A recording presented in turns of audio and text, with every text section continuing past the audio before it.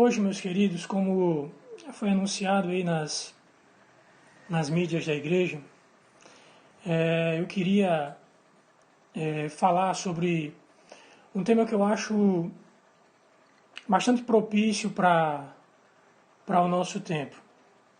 O que fazer quando o livramento parece demorar? E eu queria fazer menção de um texto com os irmãos que se encontra no livro de Salmos, no seu capítulo de número 13. Livro de Salmos, capítulo de número 13, e eu queria pedir que os irmãos estejam com o texto aberto aí para a gente fazer essa leitura. O texto diz o seguinte, Salmos, capítulo 13, diz assim: Até quando, Senhor, te esquecerás de mim? Será para sempre? Até quando esconderás de mim o teu rosto? Até quando estarei lutando em minha alma, com tristeza no coração, a cada dia? Até quando o meu inimigo se exaltará sobre mim? Olha para mim, Senhor, e responde-me, Senhor. Deus meu, ilumina os meus olhos para que eu não durma o sono da morte, para que o meu inimigo não diga, prevaleci contra ele, e não se alegrem os meus adversários se eu for abalado. Quanto a mim, confio na tua graça, e que o meu coração se alegre na tua salvação.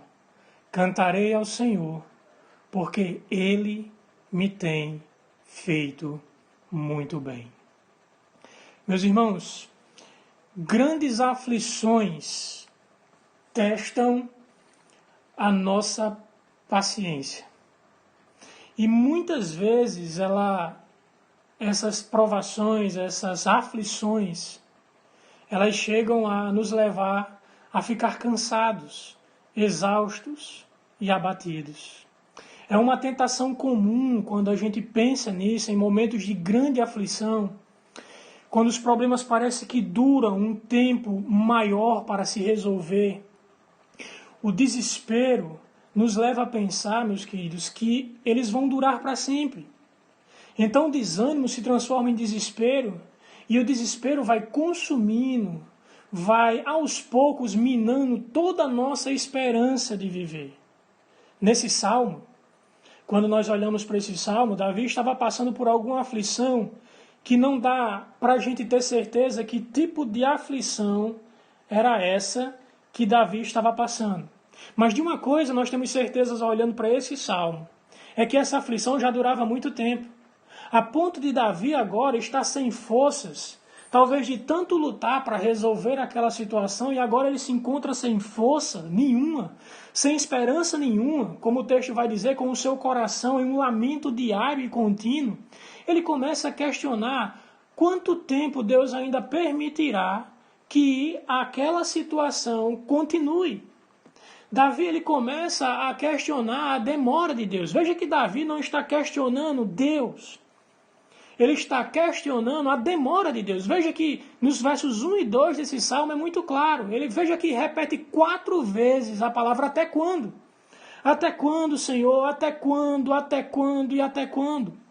O problema de Davi não é o caráter de Deus, não é a bondade de Deus, não é a pessoa de Deus, mas a demora. A demora em Deus vir em auxílio, a demora em Deus resolver aquela situação. E veja, meus irmãos, que com o tempo em que essa angústia foi sendo levada, a gente não sabe quanto tempo Davi tem lutado contra essa angústia aí, que algumas pessoas, alguns adversários fizeram contra ele. Alguns comentaristas acham que Davi está aqui naquele episódio em que o seu próprio filho estava atrás dele para o matar e ficar com o trono de Israel. Mas a verdade é que esse sofrimento de Davi já se arrastava por muito tempo, a ponto de Davi agora estar com o coração aflito. Ele diz que o coração dele, no verso de número 3 e 4 adiante, ele vai dizer que é um lamento diário o coração. Diariamente a pressão, aquele problema, aquela aflição que ele estava vivendo, o coração dele era constantemente abalado, constantemente ele ficava lamentando diariamente. Trata-se aqui, meus irmãos, esse salmo trata-se aqui de uma pessoa que parece ter chegado ao seu limite. A aflição era tão grande na vida de Davi aqui nesse episódio que ele está chegando no limite. As palavras de Davi aqui até quando, esse lamento que Davi faz a Deus em oração, é de uma pessoa que chegou ao limite. E quando nós pensamos, meus irmãos, no nosso contexto atual, um contexto de pandemia, nós começamos a achar que também estamos chegando no limite. São parentes infectados, ou infelizmente algum parente que veio a óbito, economia ruindo, empregos sendo cortados, pessoas que têm a sua renda diminuída, o medo da fome, o medo da própria morte, aliado à demora, meus irmãos, a demora de uma esperança, de alguma vacina que possa vir, possa nos ajudar ao combate a essa pandemia. Parece que esse tempo de demora, de alguma solução e de alguma luz no fim do túnel, tem levado as pessoas a ficarem no limite, com os seus corações totalmente atribulados. Parece que o seu coração, a única coisa que tem dentro dele é um lamento diário. Parece que as palavras de Davi aqui faz sentido. Parece que as palavras de Davi tocam o coração de cada um de nós que estamos vivendo nesse período de pandemia, nesse período de tanto colapso, nesse período de tanta preocupação, nesse período em que a gente não vê uma esperança. A reportagem que eu vi recentemente sobre uma vacina, parece que as melhores previsões é apenas para setembro.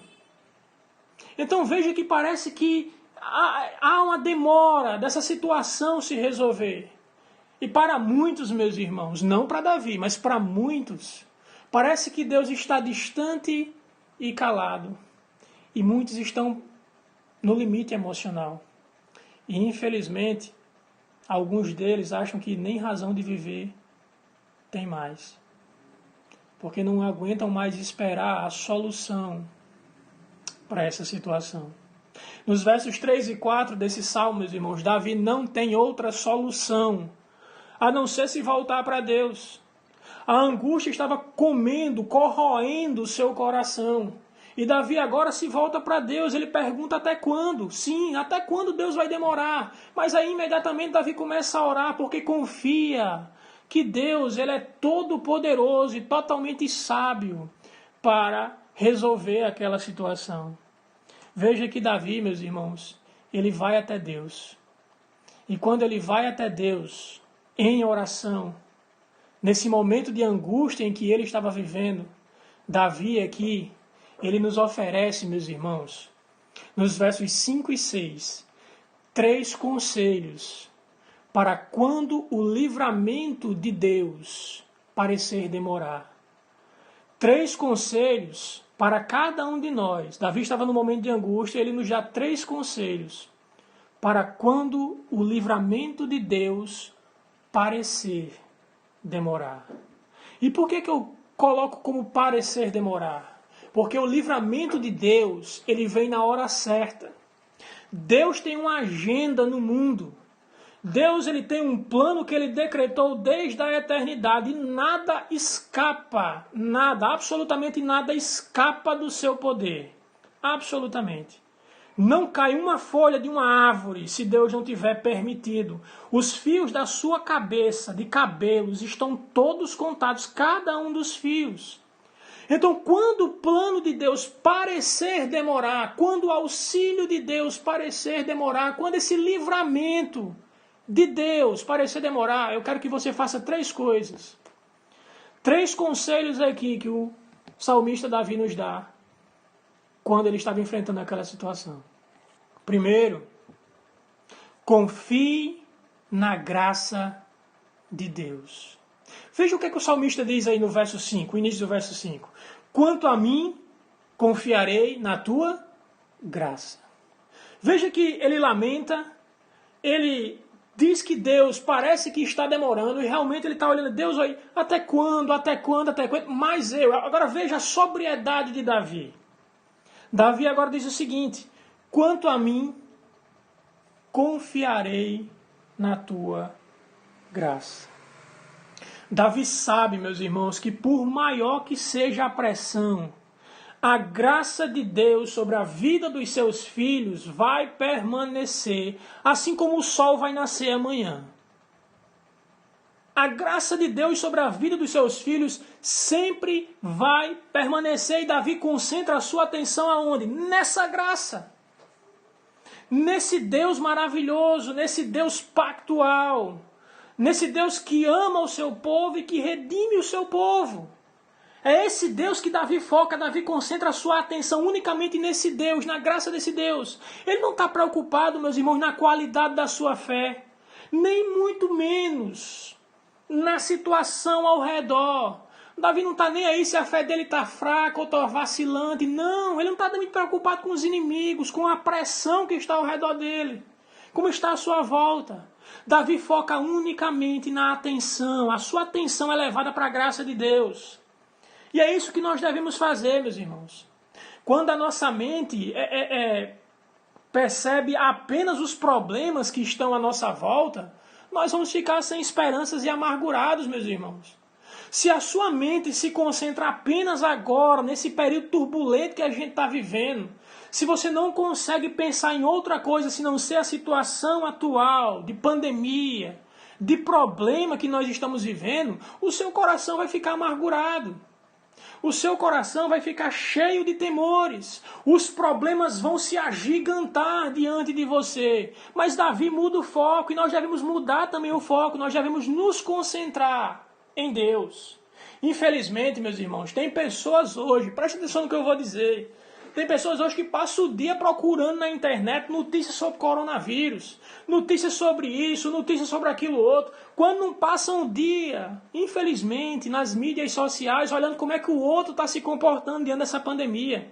Está preocupado com o outro que está fazendo isso, o outro que está aquilo, e fica olhando na internet para saber da vida dos outros, como eles estão.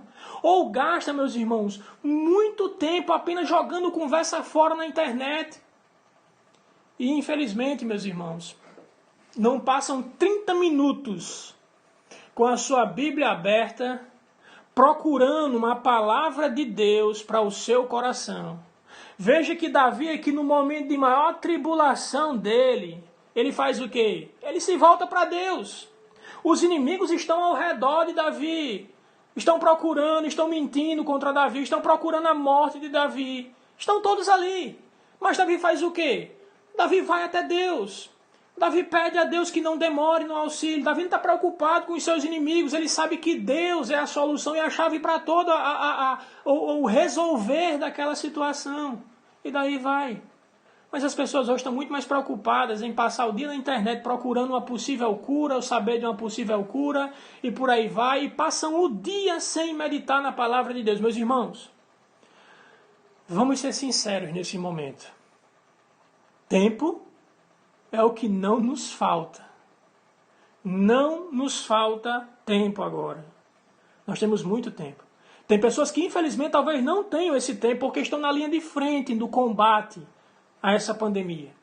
Estão confiando em Deus e fazendo a sua parte e combatendo da melhor maneira possível, tentando ajudar a sair dessa situação. Essas pessoas realmente têm dificuldade de parar, têm dificuldade de estar ali e meditar na palavra de Deus porque estão direto ali. Mas você que tem como ficar em casa, você que muitas vezes passa o dia em casa sem trazer nenhuma palavra de consolação à sua mente, você vai acabar adoecendo. Foque em Deus. Quando estivermos, meus irmãos, e aqui é um outro perigo. Quando a gente estiver passando por essa situação de provação que a gente está passando agora, nós não devemos nos revoltar contra Deus. A maioria das pessoas faz isso, se revolta com Deus, ou simplesmente se entrega à tristeza. Simplesmente olha para a situação, nem se revolta com Deus, fica apático, é como se o coração não tivesse mais nenhuma esperança e ele se entrega à tristeza e à melancolia. Meus irmãos, vamos fazer diferente.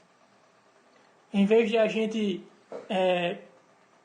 perguntar ao Senhor o porquê da situação, o porquê da gente estar vivendo esse momento de dor, por que a gente não pede ao Senhor, Senhor, eu confio na Tua graça, eu confio no Teu amor, no seu consolo, na Sua graça, eu confio no Seu poder, eu confio na Sua sabedoria. Eu não quero saber o porquê. Eu quero saber como o Senhor pode me ajudar a passar por essa situação com a minha fé ainda mais forte e confiante no Senhor. Senhor, o que é que você quer ensinar ao ser humano? Senhor, o que é que você quer me ensinar com toda essa privação que eu estou passando? Senhor, o que é que o Senhor quer trazer à minha mente com todos esses problemas que eu estou vivendo, o que eu estou vendo? Senhor, me ensina, o que é que você quer o que é que o Senhor quer me ensinar?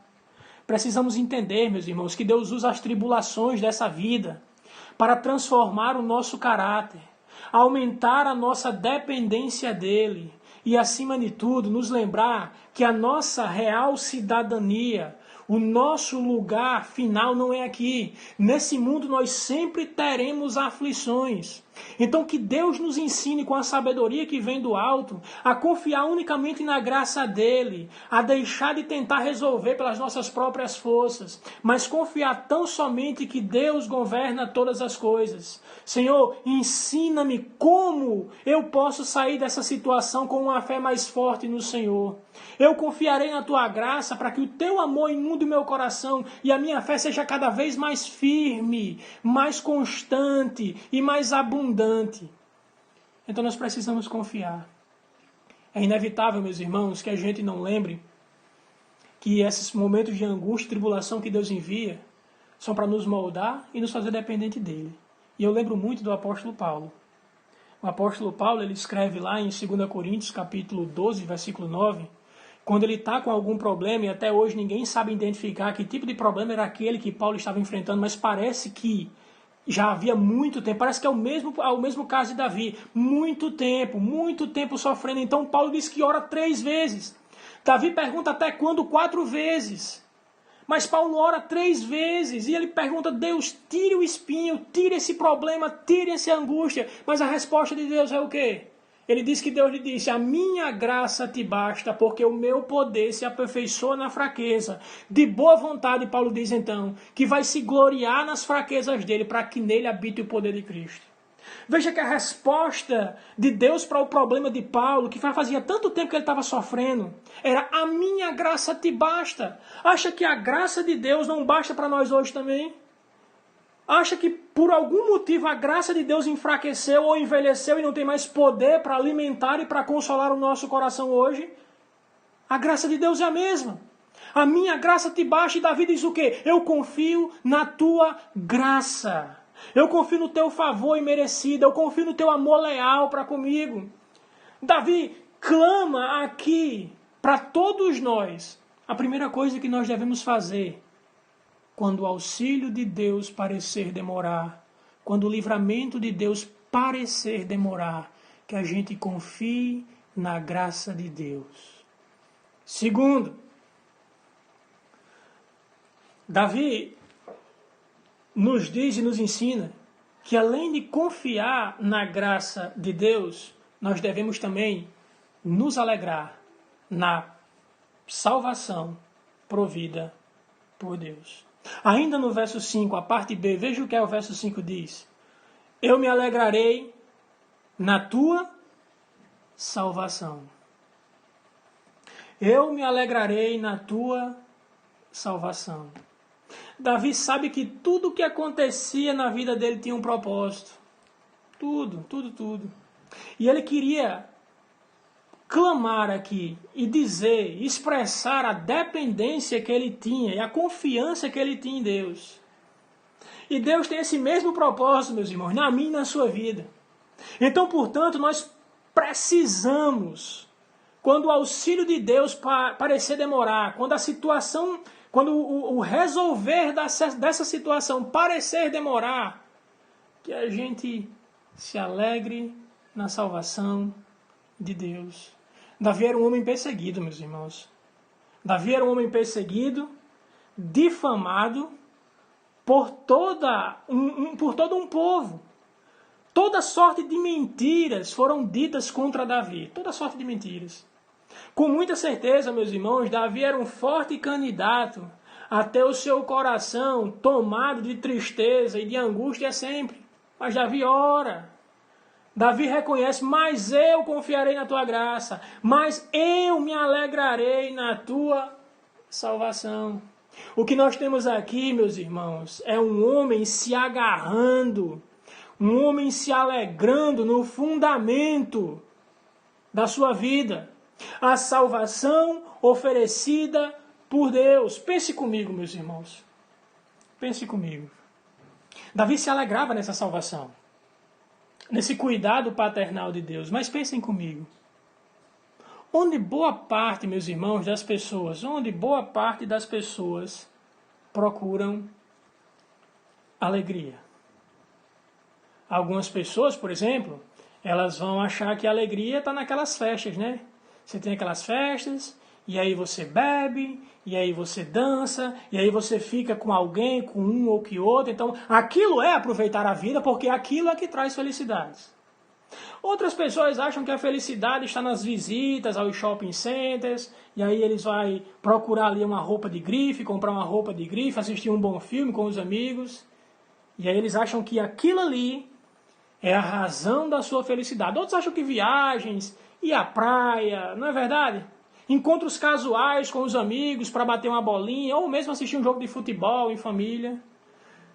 Como é que vocês acham, meus irmãos, que está a mente dessas pessoas agora, que nenhuma dessas coisas é possível de se fazer? A resposta é óbvia. Provavelmente o coração está cheio de inquietude. Muito provavelmente o coração está cheio de pesar e de dor.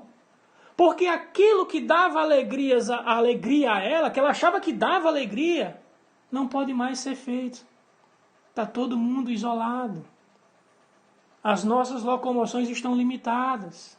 O medo de contrair a doença nos evita tomar algumas dessas coisas, fazer algumas dessas coisas. E agora o resultado é que cada uma delas está amargando momentos de dor.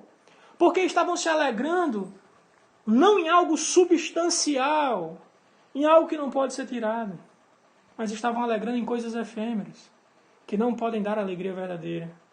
Pense bem, meus irmãos. Essa pandemia, ela quer nos ensinar uma forte lição. Para muitas pessoas que dependiam das coisas desse mundo para dar sentido, significado à vida deles e felicidade, não podem oferecer agora nesse momento. Muitas pessoas estarão decepcionadas, o que dirá amarguradas nesse momento. Então que a gente aprenda essa lição. A minha oração é que todos nós entendamos que a alegria, a verdadeira alegria, somente Deus pode nos dar. Somente a salvação dada por Deus pode nos conceder. Somente Deus pode dar a você uma alegria que o isolamento não pode tirar. Somente Deus pode dar a você uma alegria que uma doença não pode tirar. A alegria da salvação de Deus, de saber que os nossos pecados foram perdoados e que por mais que tudo esteja indo ruim na nossa perspectiva, temos um Deus soberano que controla todas as coisas. Nós confiamos na graça desse Deus e nós nos alegramos na sua salvação. São duas coisas que são importantes demais, meus irmãos, para fazer nesse momento. Eu acho que talvez aqui cabe, meus irmãos, a palavra do profeta Abacuque, no seu capítulo de número 3. O profeta Abacuque, ele soube da destruição do seu povo. Ele soube de todas as misérias que iriam acontecer, porque Deus havia dito a ele o que iria acontecer. Depois dele dele conhecer toda a destruição que haveria de vir, ele escreve no capítulo 3 do seu livro: ainda que a figueira não floresça, e nem haja fruto na videira, ainda que a colheita da oliveira suma, ainda que os campos não produzam mantimento e que as ovelhas desapareçam do curral e não haja gado, mesmo assim, eu me alegro no Senhor e exulto no Deus da minha salvação. O Senhor Deus é a minha fortaleza. Veja que esse profeta sabia de toda a desgraça que iria acontecer, mas ele diz que todavia ele se alegraria no Senhor, ainda que não tivesse alimento, ainda que as pragas comessem todas as colheitas, ainda que roubassem todos os animais do curral, ainda que os babilônicos viessem e destruíssem a cidade, ele se alegrava onde? No Senhor, e ele se exultava, ou seja, a alegria dele era indivisível na salvação de Deus. Por quê? Porque Deus era a sua fortaleza. Ele confiava na graça de Deus. Ele se alegrava na salvação de Deus. E nós devemos fazer o mesmo. Essa situação está mexendo com todo mundo, meus irmãos. Essa situação está levando muitas vezes pais amorosos a perder paciência com seus filhos. Mães amorosas a perder paciência com seus maridos. Essa situação está mexendo com todo mundo, está angustiando todo mundo. Não pense que você é o único. Todos nós estamos sofrendo. Todos nós estamos tendo dificuldades. E parece que Deus está demorando. Parece que o auxílio tão prometido, que o Senhor estaria conosco todos os dias até a consumação do século, está demorando. Parece que está demorando, a gente clama: até quando, Senhor? Até quando a gente vai estar nessa situação? Até quando, Senhor? Que a gente confie na graça dele, que a gente se alegre na salvação dele, e em terceiro e último lugar, meus irmãos, que a gente louve a bondade dele. Veja que no versículo 6 ele diz: eu cantarei louvores a Deus por todo o bem que ele tem me feito. Veja que está no presente, aqui Davi estava naquela situação, mas ele é todo o bem que ele tem me feito, não é que ele vai fazer, ele tem me feito. Meus irmãos, olhe quem nós éramos. Olha a condenação que estava escrita sobre cada uma das nossas cabeças. Mas o Senhor nos amou. O Senhor olhou para nós. O Senhor olhou com um olhar de misericórdia e enviou Jesus Cristo para morrer por mim e por você. Ele nos concedeu uma coisa que não pode ser tirada. Uma coisa que ninguém pode roubar de nós. Esse Deus, nós devemos louvá-lo. Alegrar-se nessa salvação e confiar nessa sua graça. Davi, meus irmãos, Davi fez isso. Ele louvou a Deus, ele adorou a Deus. É muito difícil, meus irmãos, se confiar em Deus e se alegrar quando a gente está sendo esmagado por alguma provação, por alguma tribulação. No entanto, aqui Davi, mesmo perseguido, talvez escondido nesse momento, com a sua reputação jogada na lama pelos seus inimigos, Davi nos chama a cantar, porque Davi cantou. Sim, adorar a Deus parece loucura. Parece loucura um homem que estava sendo perseguido pelo seu próprio filho ter algum desejo de cantar e adorar a Deus, mas Davi explica o motivo, meus irmãos. O final do verso 6. Porque ele tem sido bom para mim. A lembrança da bondade de Deus, meus irmãos, deve nos levar a sentir um desejo profundo de cantar e adorar a Deus. Quem era você? O que você merecia? Aonde você estava quando o Senhor lhe encontrou? Porque você é quem estava perdido. Você é quem estava condenado. Lembre bem agora do que o Senhor fez por você. Confie nele, confie na graça dele. Alegre-se nessa salvação que ele concedeu a você, mesmo sem você ou eu ou ninguém merecer. E cantemos a esse Deus. Louvemos a bondade de Deus, nos alegremos na salvação de Deus. Esse é o desejo, isso é o que a gente tem que fazer quando o socorro de Deus, o livramento de Deus parecer demorar. É isso que a gente tem que fazer, adorar a Deus. Quando Jó perdeu tudo, ele continuou adorando a Deus. Quando aquele leproso foi curado, ele adorou a Deus. Não importa a situação que a gente está vivendo. Nós somos chamados e fomos criados para o louvor e a glória do nosso Deus. E não adorar esse Deus por todo esse bem que ele tem feito para nós seria de uma ingratidão terrível. Seria de uma ingratidão sem precedentes. Meus irmãos, Deus tem um bom plano. Deus tem um bom plano. Romanos capítulo 8, versículo 28, vai dizer que todas as coisas cooperam para o bem daqueles que amam a Deus. Todas as coisas inclui, meus irmãos, tudo. Seja algo bom ou algo ruim, vai trabalhar para o bem dos filhos de Deus. Porque todas as coisas vão cooperar. Não importa quais sejam. Quando você olha para José, filho de Jacó, talvez ele não tenha entendido bem a razão de seus irmãos terem chegado ao ponto, meus irmãos, de vendê-lo como escravo para o Egito. Talvez José também não tenha entendido nada. Quando aquela mulher tentou se deitar com ele, ele rejeitou, porque ele temia Deus, e aquela mulher foi mentir para o marido, dizendo que ele tinha tentado estuprar ela, e ele foi preso. Talvez muito menos, meus irmãos, ele tenha entendido quando ele ajudou aquele homem a sair da prisão, pedindo que ele se lembrasse dele, e aquele homem esqueceu. Mas quando José chegou no trono, quando José chegou ao seu segundo homem mais importante do Egito, ele entendeu que tudo aquilo que aconteceu com ele não era apenas para o bem dele, era o bem de toda a sua família, era o bem de muita gente, era o bem das pessoas do Egito, um povo que nem conhecia Deus. Então, meus irmãos, Deus tem um plano. Não pense um minuto sequer que essa pandemia saiu do controle de Deus. Não pense que as faltas de UTI e a demora numa vacina, não pense que saiu do plano de Deus, do controle de Deus. Deus tem um propósito.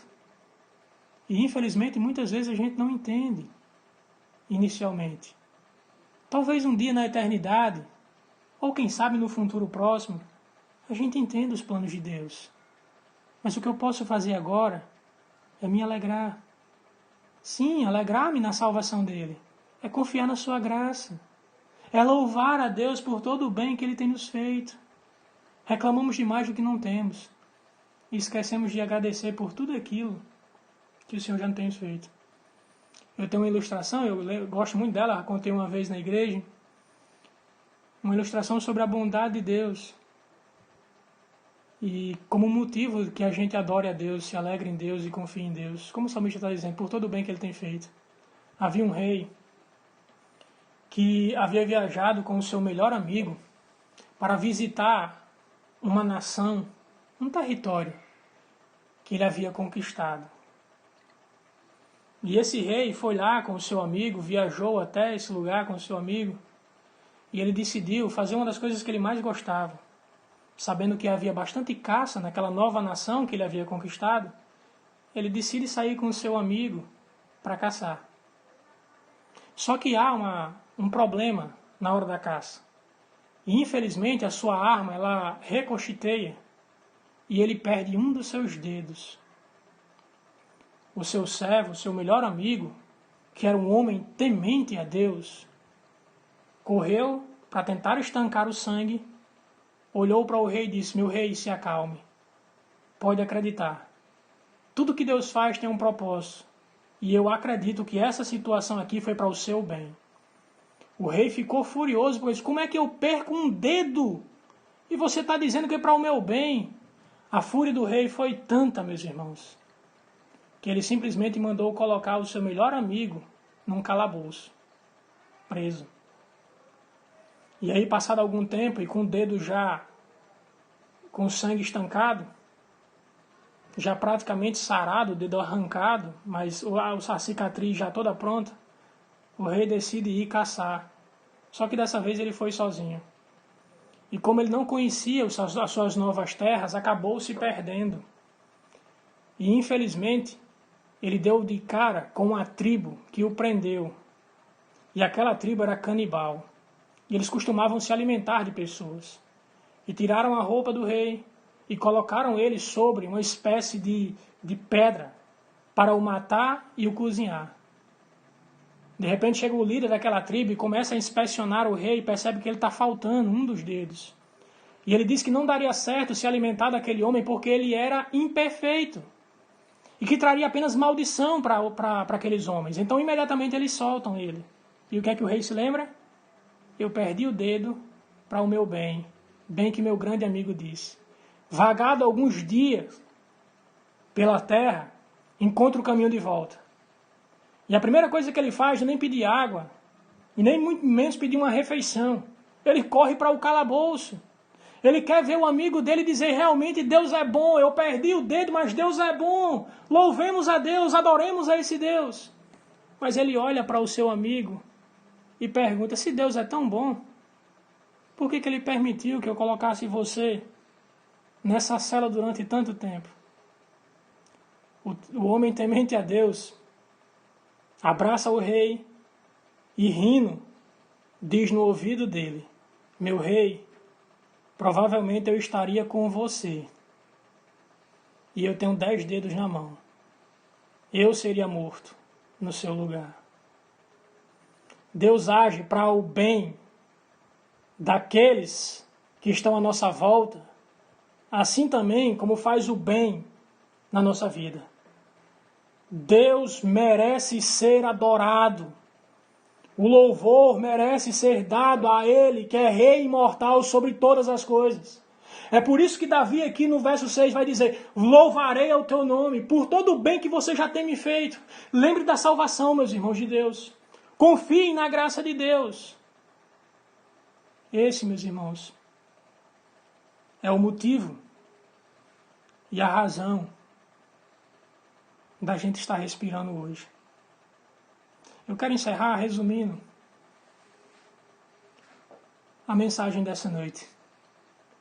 Quando o auxílio de Deus parecer demorar e o seu coração estiver começando a se angustiar e a frase até quando aparecer na sua mente, confie na graça de Deus. Alegre-se na salvação de Deus. Louve a bondade desse Deus. De tantas coisas boas que Ele fez. Conte quantas bênçãos o Senhor já derramou sobre a sua vida. Faça como o salmista no capítulo 42, versículo 5. Por que você está abatido, ó minha alma? Por que você se perturba dentro de mim? Confia em Deus, pois ainda o louvarei, pois Ele é o meu auxílio. Que a graça de Deus, meus irmãos, que a tudo pode, que a salvação de Deus seja a razão da nossa alegria e que o adorar a Deus seja algo tão comum para nós como é o respirar. Porque o Senhor é digno de toda honra, de toda adoração e de todo louvor. Que vocês possam meditar nessa reflexão. E eu queria orar com vocês para a gente encerrar. Ó Deus, cuja graça é melhor do que a própria vida, cujo amor e a misericórdia nunca terão fim. Ó Deus, que tudo podes e tudo conheces, que o Senhor seja propício a cada um de nós, ó Deus. Senhor, nós imploramos, ó Pai, que essa pandemia, ó Deus, que esse mal seja, ó Deus, retirado do nosso mundo. Senhor, nós desejamos voltar a ter comunhão uns com os outros, ó Pai. Sabemos que podemos ter comunhão virtual, ó Pai, mas nós não queremos a comunhão virtual. Nós queremos sentir o calor humano, ó Deus. Nós queremos abraçar uns aos outros, ó Pai. Nós queremos lembrar, ó Deus, uns aos outros de todo o amor que a gente sente um pelos outros, ó Deus. Ajude a tua igreja, ó Pai, a sair cada vez mais fortalecida, porque eu creio que essa é a tua vontade e o teu plano. Fazer cada um de nós mais fortalecidos, ó Deus. Fazer com que cada um de nós, ó Pai, se arrependa das vezes que a gente deixou de ter comunhão, ó Deus, nos teus santos cultos, ó Pai. Ó Deus, o Senhor tem um propósito e o Senhor vai levar a cabo, ó Deus, porque Tu és Rei sobre todas as coisas. E o Teu Filho Jesus recebeu um nome que está acima de todo nome. E que todo joelho no céu e na terra vai se dobrar diante dEle. Que a salvação dEle seja conhecida em todos os lugares desse mundo. E que o Senhor seja exaltado em nossas vidas, ó Pai. Em nome de Cristo Jesus. Amém. Deus abençoe cada um de vocês. E que a graça de Deus esteja sobre vocês. Amém.